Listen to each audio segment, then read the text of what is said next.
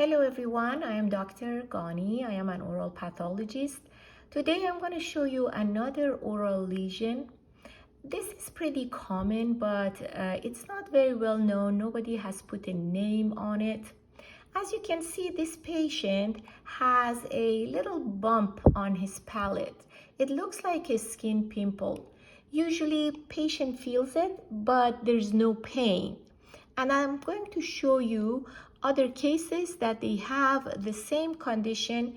It can look a little different, but here you see the same thing. It's like a focal infection with areas of redness and inflammation close to it.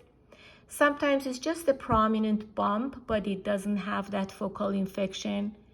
Sometimes it can be close to the teeth. And sometimes it looks like a small volcano with a little center and areas of inflammation and redness around it. Same features. And this one again looks like a skin pimple. We have certain bacteria in our oral cavity. One of them is called actinomycete.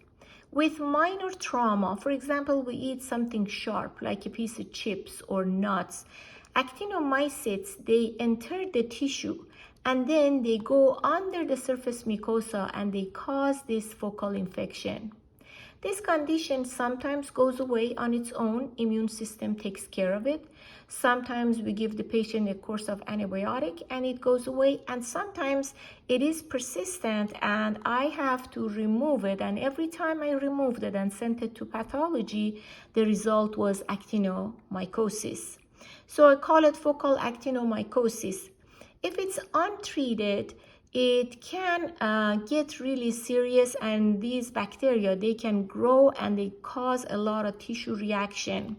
This was a 94-year-old female patient that came to me with this huge tissue growth on her palate. And I did a biopsy. I removed this exposed bone, this dead bone here. I removed all these extra tissue, sent it to pathology, and it was actinomycetes. So if it is untreated, it can cause a lot of tissue growth and inflammation. And after she healed, I realized the reason that she was very prone for this trauma and actinomycosis was she had this palatal bump already there. These are called tori or exostosis. I'm sure you know about it. A lot of people, they have bumps on their palate. That's normal bone.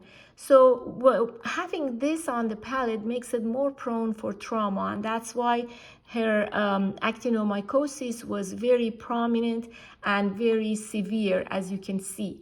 And this is her after she healed, after I removed all the tissue and did the debridement for her. Thank you so much for listening.